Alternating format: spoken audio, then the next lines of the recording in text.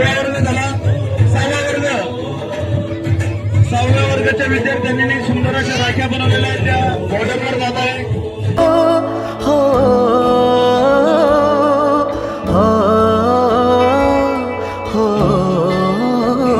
बॉक्समध्ये आपले पाकिट आणि राख्या ह्या परवा पोस्ट होणार आहे.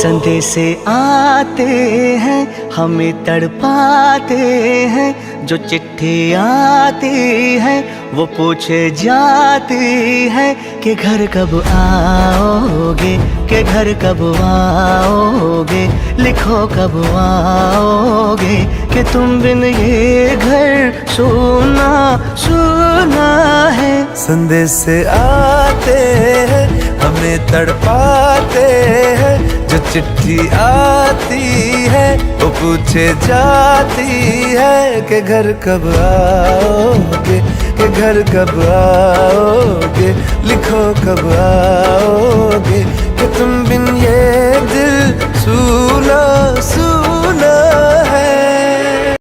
मी आता 7वी शिकते. मी सैनिकांना पत्र लिहिलेलं आहे. मी ते तुम्हाला सादर करून दाखवत आहे. प्रिय सैनिक दादा, सर्वप्रथम तुम्हाला रक्षाबंधनच्या खूप खूप शुभेच्छा. तुम्ही घरदार स्वतःचे उत्सव विसरून भारत मातेच्या सेवेसाठी सीमेवर दिवस रात्र तैनात आहात. म्हणूनच आज आम्ही आमच्या घरात सुरक्षितपणे सर्व सण साजरे करू शकतो. या रक्षाबंधनला आम्ही सर्व बहिणी आमच्या भावांना राखी बांधत आहे, पण खऱ्या अर्थाने राखीचे मानकरी तुम्ही आहात. तुम्ही केवळ तुमच्या कुटुंबाचेच नाही तर संपूर्ण देशाचे रक्षण करणारे आमचे मोठे भाऊ आहात. जेव्हा जेव्हा देशावर कोणतेही संकट येते तेव्हा संपूर्ण देशाला फक्त तुमच्यावर आणि तुमच्या कर्तव्यावर विश्वास असतो. तुम्हाला दीर्घ आयुष्य लाभो आणि भारत मातेचे रक्षण करण्यासाठी शत्रूशी लढण्याचे बळ देवो हीच ईश्वर चरणी प्रार्थना.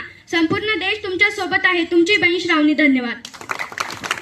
मी प्रिय सैनिक दादांना पत्र लिहिलेलं आहे, ती मी वाचून दाखवत आहे. आदरणीय सैनिक दादा, सप्रेम नमस्कार. सर्वप्रथम तुम्हाला रक्षाबंधनाच्या हार्दिक शुभेच्छा. जरी आपण एकाच रक्ताचे नसलो तरी मनाच्या आणि विश्वासाच्या नात्याने तुम्ही माझ्यासाठी सख्या भावापेक्षा कमी नाहीस.